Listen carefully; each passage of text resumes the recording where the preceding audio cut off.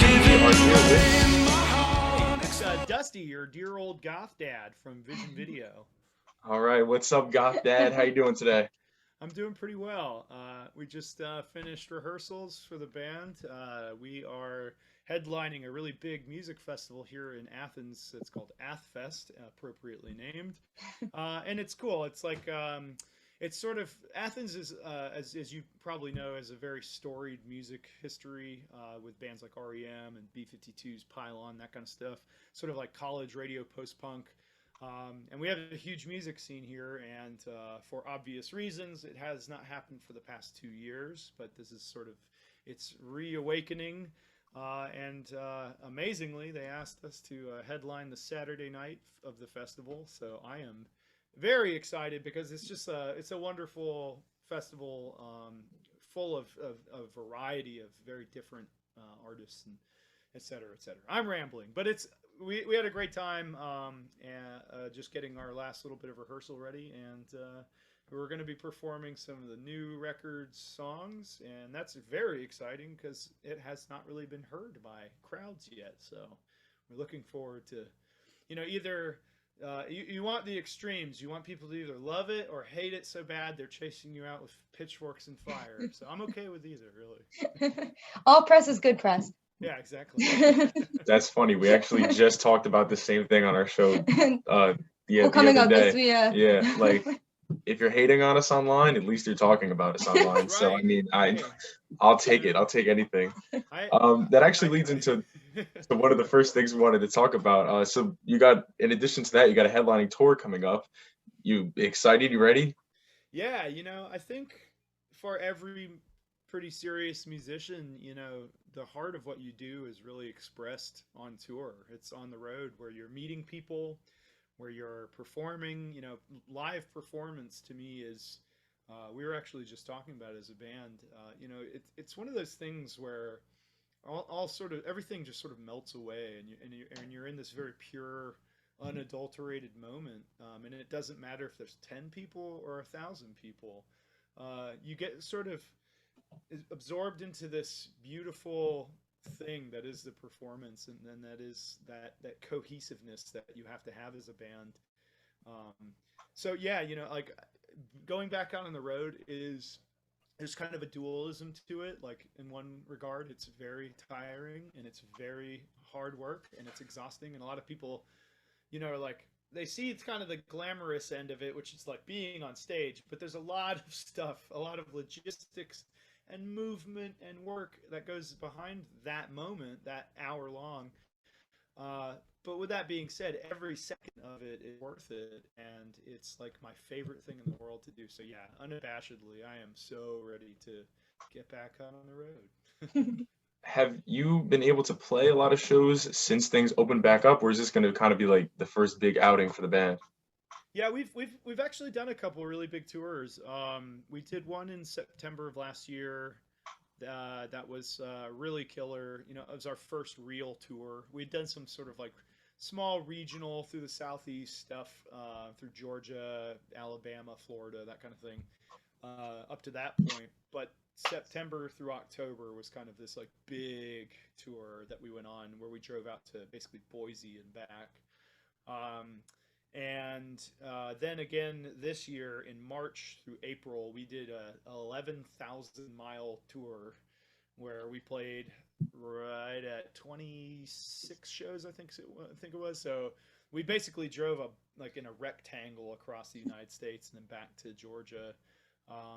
So we at this point we've kind of cut our teeth on touring a good bit, and we know what we're getting into.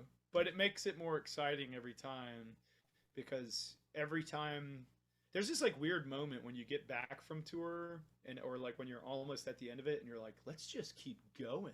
It's like Thelma and Louise. I don't know if I'm like aging myself entirely, but like there's that at the end where they're like, just keep going. I feel like that every time. I'm like why? If only we could just do this permanently. And I guess we're kind of making steps for that to happen. But yeah, in any case, if you couldn't tell, I ramble a lot. So just if All I'm good. like going off on a crazy tangent, just be like, dude, you got to shut up. It's all right. More More, yeah, content. more More information. We content. love it. I dig it. I dig it. Yeah. I know you said that there's going to be new music being, I guess, debuted at Athfest. Is that going to be kind of how the set list looks for the tour, like a mix of the stuff that's been released and then some other things that are off the new album? Yeah, there's so the set is definitely three tracks off the new record for this couple weeks of touring that we're doing through July. Um, and they're three of my favorites off the record. They're I think the best that lend towards live performance, without kind of giving away some of the secret sauce that's behind the rest of the record. So yeah, there's definitely some new stuff, and then we're bringing back kind of the favorites of the older stuff.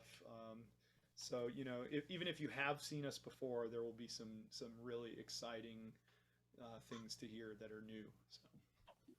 Now, I gotta ask. So, goth music is a pretty like I don't know. I feel like in some places a narrow interest, like definitely an underground music scene. So, out of all the places you've been, out of all the cities, which one do you think has like the biggest goth community that pulls out the shows? That's a good question. I mean, like New York is always a huge scene, and it always has been, always will be, as is LA. But there's like bizarre occurrences where you go to places like El Paso, where it's massive, and it's not like you just don't really recognize it because you don't know. You don't know until you go to a place, and you don't really know what the reception is going to be like. There's a really wonderful venue called the Reagan that had us there, and we played with a fantastic band called Bullet Ballet, and they're from Juarez, and they're from across the border, and they came across the border for the show that night, and it was just so cool. It was like, you know, just a really different experience with the subculture because there's a lot of like sort of the Mexican influence is very felt in the music and it's just so cool like and I never would have been like, oh man, El Paso's just got a banging scene, but it was awesome. It was so much fun, and in fact we're going back there sometime in October when we release the record. We're going to be going on a big tour, basically from early October through mid-November, um, and that's like a huge deal as well. But yeah, and I think what excites me more than like the size of a scene is the participation and the sort of spirit of it. If you go to a place where everybody's just sort of like gatekeepy, it's like old blood where it's just like people are super judgmental and they're not allowing for kids to come in and like maybe bring new things that are a little uncomfortable for people that like grew up with only like sort of 80s post-punk and goth rock. Some of that stuff can be a little upsetting to those people, and I just try to remind a lot of people like, hey, just because your experience with this is changing doesn't mean it's bad. It's just like that's how a subculture or a genre or scene evolves and stays alive or doesn't. So what I look for is more over than size is just like enthusiasm. Are the kids coming out? Are they like enjoying it? Do they feel safe? Do they feel accepted and part of the scene? That's the stuff that really matters. That's like what mattered to me when I was a teenager. When I first got into goth rock and was going to goth nights in Atlanta, my friend Lori kind of was like, here's the goth night you go to, here's the one you don't go to, because this is where all the dorks are that like will judge you because you're like, oh, you can't name like the most obscure Ex Mal Deutschland single from 1986. Like, who gives a shit, man? Those are the worst kind of people. Yeah, exactly. So and that's like the spirit of the thing is like it's supposed to be fun. I think that it got so appropriated by a media uh, made image of like what goths are and what the goth subgenre or subculture genre music is. It's like this sad, mopey, depressed kid in his room. Yes, listening to The Cure, they got that part right. But like, other than that, it's like that's not the reality. Like, when have you like?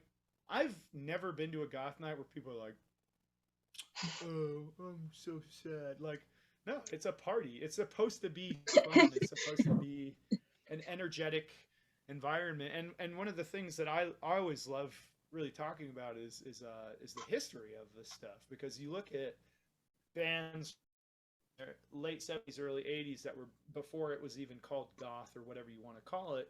You know, bands like Specimen in the Batcave in Soho, London, they were literally crawling up the walls and like throwing things, and it was a chaotic punk rock party because it had no rules, it had no limitations, it was just art and music.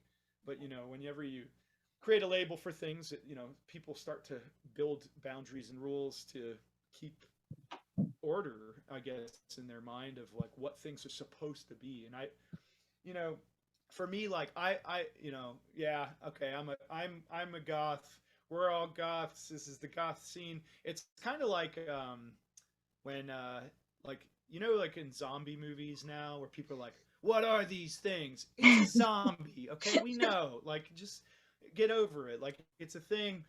And I feel kind of the same way about goth, like as a genre label or as a term, as subculture. It's like, okay, it's the goth night. It's goth night. It's a goth band, whatever you want to call it, whatever you got to do to feel good about yourself at the end of the night. But like, the reality is there's so much more to it that's going on that transcends this like silly name, this 4 letters. Like, who cares? Like, you know, what matters is like art being created, us, you know, creating safe places for weird people to enjoy a shared love of a genre of music. And that's, you know, anyway, I get all riled up about this stuff. So it's not just mopey kids. So I take it you're not a Morrissey fan. You know, I like Morrissey's voice, and even his lyrics can be pretty good, but I can't abide that man on principles. Whoops, I just like unplugged my headphones here. But, you know, I mean, ultimately, you know, every artist like, I mean, he's a human, you know, as much as I like to kind of drag him into the dirt from now and then, mostly out of comedic value, but like, you know, there are some sort of red lines for me where I'm like, I can't really support you as a person, but the music is still good. And you know, I think we live in a weird time where people can be demonized for liking people that are problematic, and I don't really agree with that. I think that like, if it's okay with you, you know, to like somebody's music but not like the person, I'm never gonna disparage somebody for that. Like, I'm never gonna be like, oh, you're a Morrissey fan? Get out of my house. Like, that's so dumb. You know? And Morrissey was a different person like 30 years ago, 40 years ago. You know, he was this sweet little dorky kid that just like was lost, you know. And I mean, who doesn't identify with that at some point in their life? I think the issue is, as people get older, you know, some people just get so entrenched in political ideology that it's just like it becomes their personality too. And I think that kind of happened to him to a degree. So anyway, but yeah, no, we're not moping. Nobody's moping. All right, no moping. We're here. calling off balls in Brooklyn. We're throwing things at in Brooklyn. That's what's gonna go down. Morrissey. Yeah. And to that point too, like, you know, one of my favorite things to do when I go to a goth night is if you see somebody that's like kind of by themselves and they're not like, you know, like they're kind of unsure or whatever, go talk to them, you know, just be like, hey, what's your name? Like, I've never met you before. It's nice to meet you. I'm Dusty. You want to come dance with us? Let's have fun. And I think that's like the really important aspect of this sort of community to it all. And yeah, it's never maybe going to be like mainstream or huge, but I don't know. I've just always found that there's like wherever you go, there's at least 5 or 6 weirdos that just love The Cure and Bauhaus, and we'll get in a dark fog-filled room and dance around all night with you. You just got to know where to find them, I guess. Yeah. All right, I guess swinging it back to your music a little bit, to the upcoming stuff. You want to take this one? So new single, Beautiful Day to Die, coming out. Might be out by the time that whoever's listening to this hears it. But yeah, if you want to talk a little bit about the inspiration behind that, the story behind that. I know you kind of went into it a little bit on Instagram, but if you want to delve a little deeper. Yeah, yeah, absolutely. So yeah, it's called "Beautiful Day to Die." It's a song at its core. It is about kind of the dualism and the sort of bizarre nature of mortality that we all experience as human beings. In the Western world, especially, we're kind of predisposed to view death as this like insanely sad, depressing, like it's just so final, and it's just there's so many negative connotations to it, and that can be true to a degree. I mean, yeah, it is a final thing, and it is something that we all experience, and it is an inevitability, and there's a lot of existential dread that I've experienced over that because I have seen so many people's lives end in a very, very present way. Um, and but there's also these moments in time where if you're kind of used to it, I guess, or if you're around it enough, you'll start to see these like beautiful moments that can happen. And what I mean by that is, for example, I ran a call not very long ago where this woman's father died, and he was in cardiac arrest. We showed up, and we did everything we could, but he was just like too far gone. So it was actually ended up called and pronounced on scene. And basically, we only do that when there's like very clearly no way that this patient is going to be revived due to very scientific conditions that have to be met. But we're not just like, oh, they're dead. See it. Like it's so we pronounced him on scene, and I had as the lead paramedic, I had to go outside to tell this woman, hey, I'm so sorry to tell you this, but your father, he is dead. He has passed away. And she kind of knew. Most of the time when those kind of circumstances, it's kind of obvious to some degree to the family, at least in the back of their mind. And obviously she's very upset and crying, and there's the sadness part of it. But like, we wait until as a paramedic firefighter, you wait until the coroner shows up or the police take over the scene. So whichever happens first. You're not just like, hey, so and so's dead. See you later. So I'm sitting there with this woman. We're waiting for the police to come, and she just started telling me all these stories about her father and all these struggles that he had been through in his life, and she was doing it in this way that was kind of helping her process, and you can literally see it kind of happening. They're just kind of going off into these stories, and there's some really beautiful kind of moments that you can kind of pull from those stories where it's like, oh, and he did this, and he was just he loved doing this so much, and so anyway, the song is kind of about that. I wrote it in a way that can be kind of interpreted in different manners. It may not necessarily even be about death. It could be about the death of a relationship, or kind of the end of something, anything really. But for me, that's what the song is about. Is kind of appreciating the beauty of mortality, but also recognizing that it's sad and does have some kind of depressing connotations to it. But that's my favorite music has always been music that sounds happy but is kind of sad too. So yeah, and we approach that song in a kind of a different way. I think people will be a little surprised when they hear it if they haven't heard the snippets already that we've put out.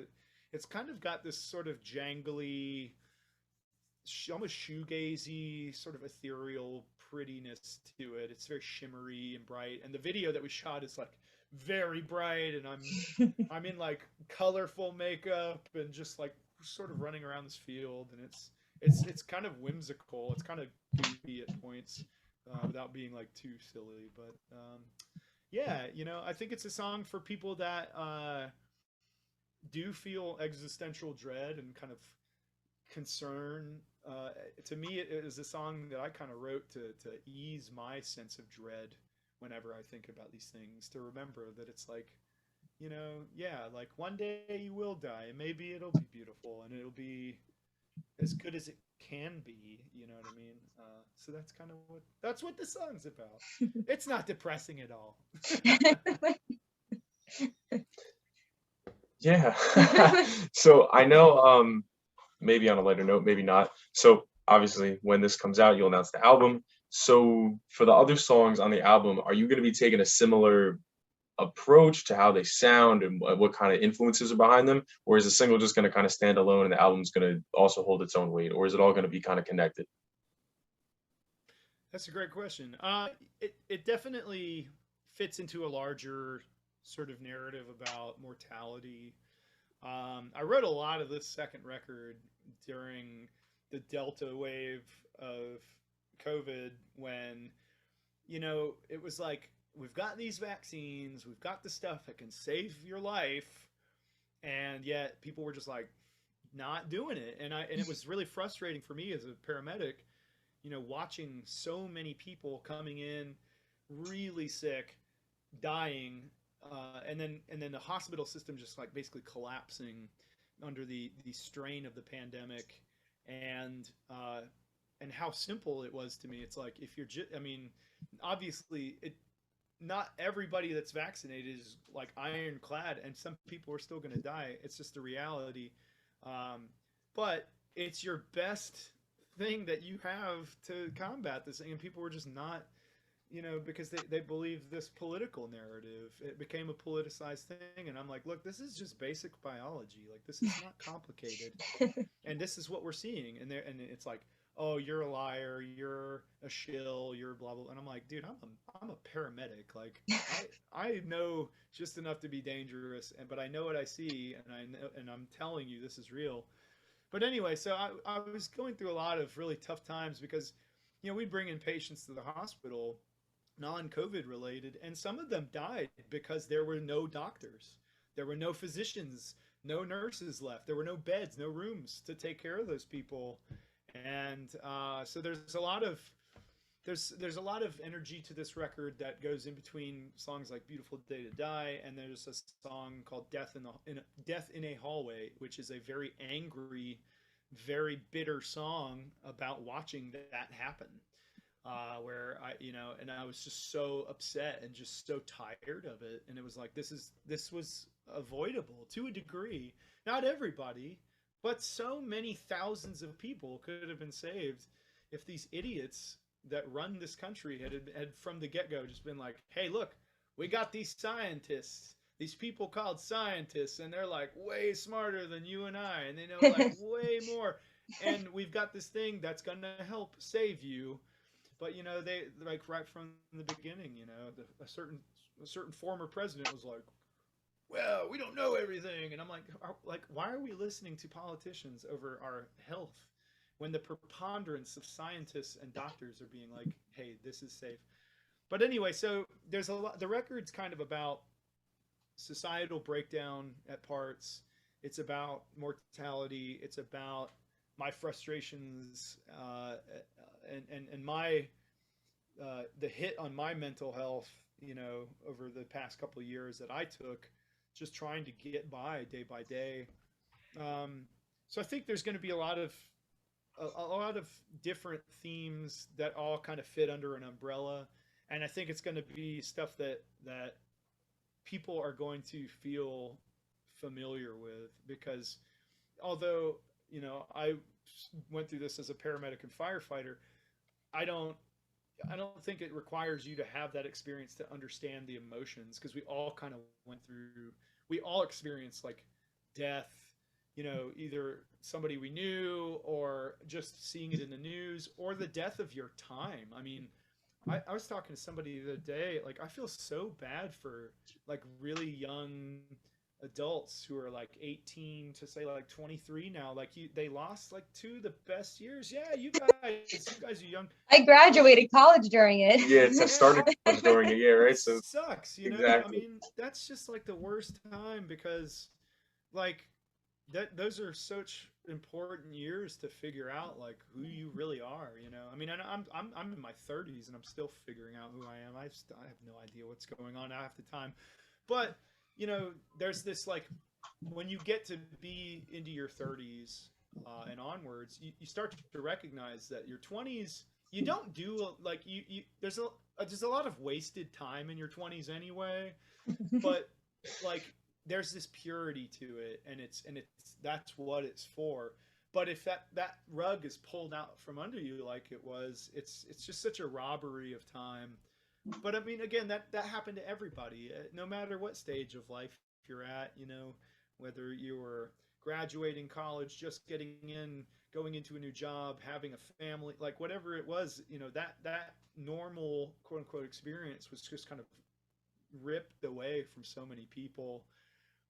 So I think for me, this was a literal way of like sort of mourning, you know, a lot of people I didn't even know, but just like, you know, watching a lot of end of life situations.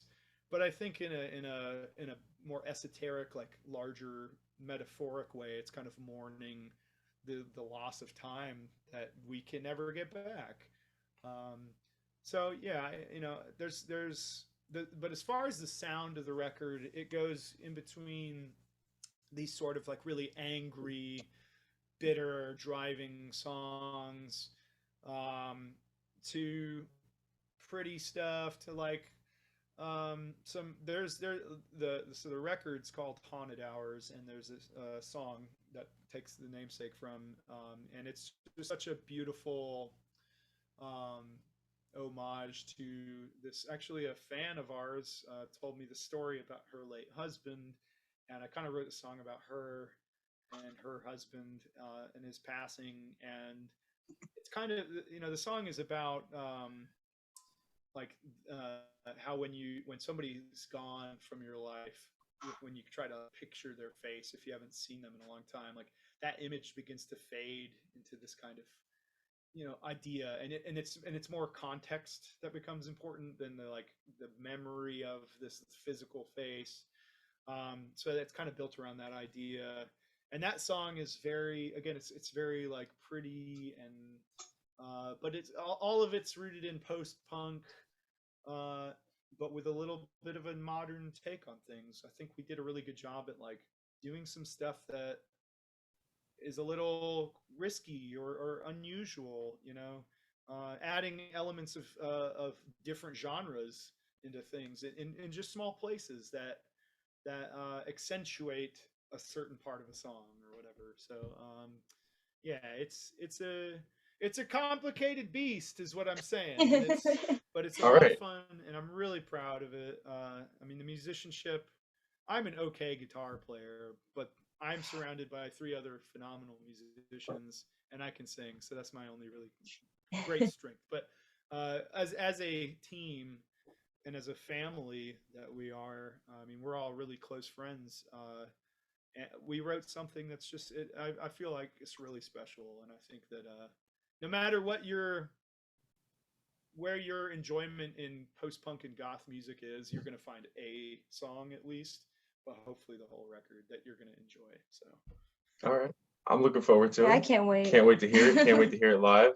Cool. We got a few little goofy ones that we always like to ask at the towards the close of our interviews. If you didn't know, like cheesy, corny stuff is my wheelhouse. So we're all right. Yeah, we got a few. We'll rattle them off real quick. I'll go one first. Okay. So if we were to walk into a zoo right now, hypothetical, what's the first zoo animal that you're gonna go run and see? Oh man, I think a tiger. I don't know. I think they're just beautiful. I mean, I'm a cat guy, obviously. Go big surprise. But yeah, no, I love cats and tigers, and like big cats. It's just like, I love them. They're just so majestic and crazy to me. So, because they're like cats act the same. They're just bigger. So that's the first animal I'm going to see. That was actually my guess. That's what we were talking about before. Like, what do we think you're gonna say? I picked like tiger or something. So that's what I picked. I said bat. Awesome. Yeah, I mean, a bat. I was close. Bats are cute. I don't know if they're always in zoos, are they? Bats, I don't know, but they're very spooky. They're very goth. Yeah. They have like bat sanctuaries. That's more. We went to one once. We went to go see one. Yeah, it was. I did an interview with the guitarist from, one of the guys from Danzig, and he was like, "Oh, you got to go check out this bat sanctuary in New Jersey. You want to go check it out?" And the guy was like, "Oh, the dude from Danzig recommended you. Like, I'll give you a tour." It was pretty funny. They were was cute. cool. Awesome. Yeah. You want to shoot off Yeah, yours? mine's not as fun as yours. We usually close off I with like yours. yours. I like yours. But I always like to ask if you can say your band in 3 words, just 3 words. What would you say? Oh man. It's usually a little bit more thought provoking than the animal one. Let me think here. Vision Video rocks. There you go. Let's wistful party goth. Ooh. Yeah. Fits. I like that. Fits. So if you're out there listening, you never heard of it, and you're into wistful party goth, that's it. This is the band for you. Yeah. It's just like sad enough to where you can like have your main character moment, like looking out a window in the car, but you're going to a party in that moment. So there you go. I like that. All right, I guess we could cap it off then with another good one, so for anyone that hasn't heard Vision Video yet, right? Never heard of you before, never heard the music, no idea what goth is. What's the one track that you would pick to show to them to get them hooked? I'd say Inked in Red is probably, it's a really meaningful song to me, but the instrumentation I think really captures that kind of old school 80s goth sound, but it brings it into kind of a modern take on it as well. And it's just the lyrics are about me struggling and fighting to improve my mental health in a really bad time in my life, and just not being able to see the way through it, but still trying anyway. And I think that kind of, to me, that kind of captures a lot of what like goth music has been about, is like looking at uncomfortable things objectively or even subjectively, and but not being afraid and shying away or recoiling from those things that a lot of people sort of put into the cupboards or under the bed and sort of compartmentalize forever, and ignore. It's just a good song. Yeah, right. Dark music for dark times you can dance to. Yeah, I think In My Side is probably my favorite song of yours.